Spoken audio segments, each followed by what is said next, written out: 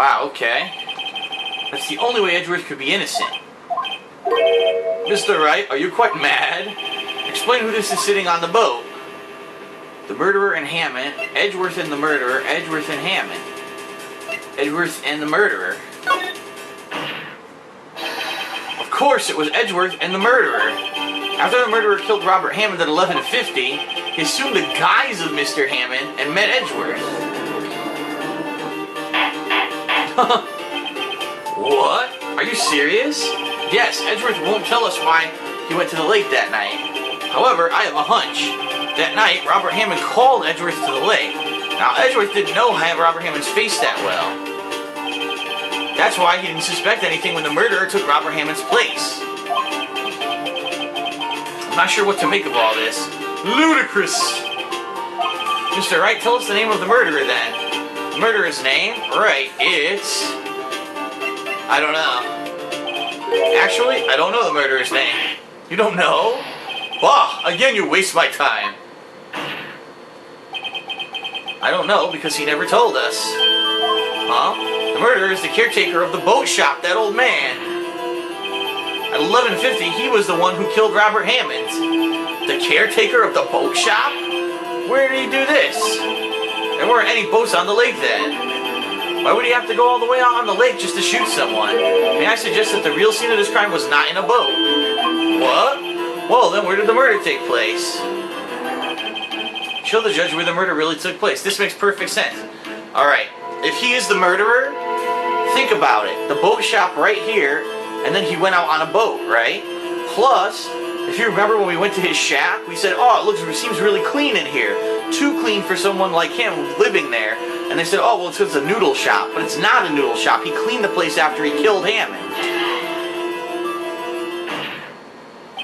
Here, of course, the boat shop where he lives. That way he can meet with the victim without anyone seeing it. Do you have proof that the boat shop was the scene of the crime? Recall Larry's testimony, if you will. That night, he was out on the lake in a boat, searching for something. He finds it and returns the boat.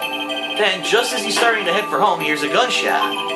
He heard the gunshot, Your Honor, even though he was wearing headphones at the time. In other words, the gunshot was very, very close by.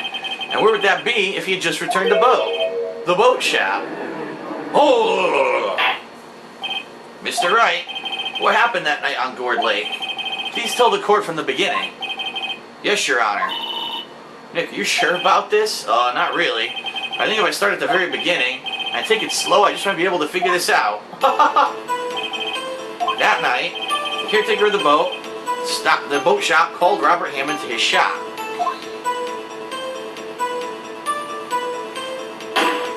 Damn. This was around 11:50. That was when the gunshot that Larry heard was fired. After that, the caretaker put on Robert Hammond's coat and became Robert Hammond. He then got on the boat with Edgeworth and went out into the middle of the lake. Then who fired the pistol on the boat, Mr. Wright? Blech.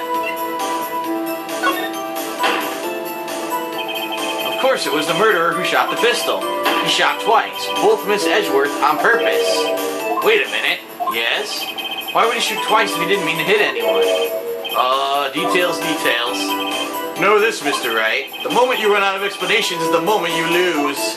Ha-ha! Snap! Tell us why the murderer fired twice. Because the first shot missed, or to create a witness. I believe he shot twice to create a witness, Your Honor. Create a witness? The murderer lifts his pistol and fires one shot.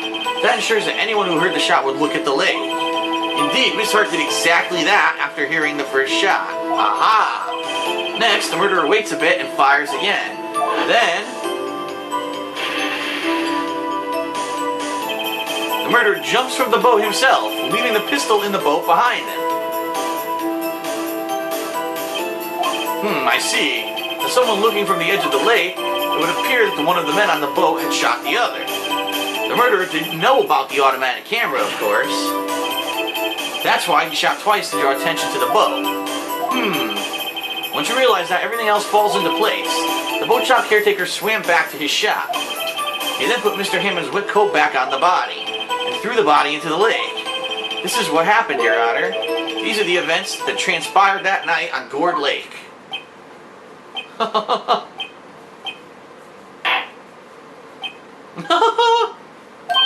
Bailiff, bring out the witness from before. The boat shop caretaker, quickly.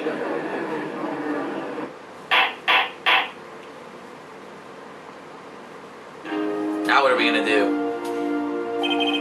Very well. While we are waiting for the caretaker, I would like to ask the defendant, Miles Edgeworth, a few questions. Mr. Edgeworth, please take the stand. Mr. Edgeworth, you heard what the defense has said? Yes. Well, why'd you go to the lake that night? What Wright has said was mostly correct. Astonishingly so, actually. Yes. Several days ago I received a letter. The letter was signed Robert Hammond. He asked me to come to the boat shop by the lake at midnight on Christmas Eve. He said he had something very important to discuss with me. Something important? I'm sorry, I can't say what it was. Your Honor, sir. Bailiff, we're conducting a trial here. May I ask that you remain quiet? The witness has disappeared. He isn't at the boat shop either. What? What should I do? Find him quickly. We cannot allow him to get away. Well, I think we know who the real murderer is. Mr. Von Karma, your witness has disappeared.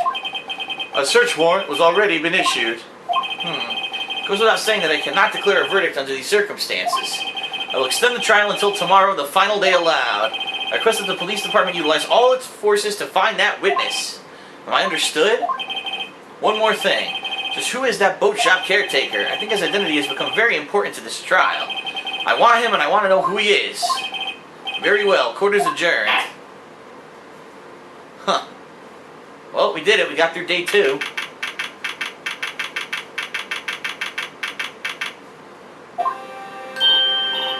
Hey, Nick, you did it. Yeah. Well, at least we got out from under that guilty verdict. What about Larry? That was something else. Even Von Karma didn't know what to do with his testimony. Larry really helped us out. Sure, once I sifted through his unique testimony, still, he did save us. I just wish our cases weren't so down to the wire all the time. I know what you mean. Sometimes I feel like it's us on trial instead of our clients. Hey, Edgeworth. Mr. Edgeworth? Did you say something? Don't look so pained. I mean, it looks like you're probably going to get off the hook. You could try to smile just a little. Relax. I'm sorry, but I fear it's not over for me yet. What do you mean? Right. There's something that's been troubling me for a long time now. And I don't know whether or not to tell you. Edgeworth, no, there's so little time left. I want to tell you to get it off my chest, but... I can't make up my mind. What is this about, Edgeworth? It's a nightmare I've had. A memory of a crime that I committed. A crime you committed? A memory of a murder. What the hell? To be continued. What the fuck? What a place to say to be continued. What a cliffhanger.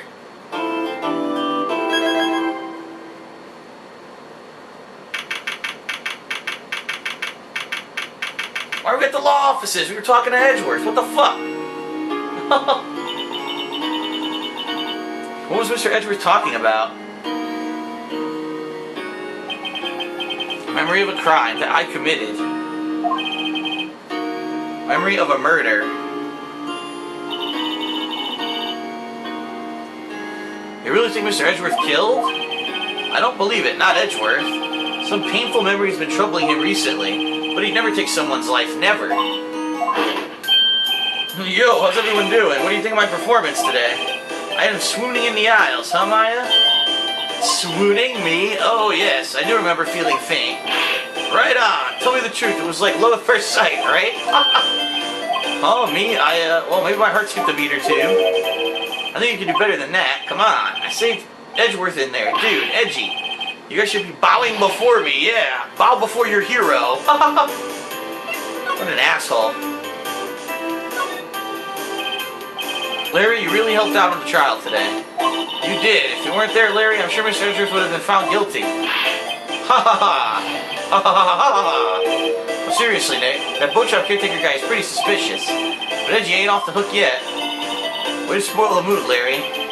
Hey, I'm just a guy sitting in the audience, you know? From where I was sitting, Edgy seemed pretty edgy. Edgy seemed edgy. I mean, can you really know he's telling the truth about that night? Nick? I don't know. But what I do know is I'm going to believe in you two until the end. Us two? Edgeworth and who else? You mean me, right? Now he means me, right, Nick? Yeah, you, Larry. Not me? But why you, Larry, huh? Actually, yeah. Why me, Nick? Huh, enough about the silent treatment.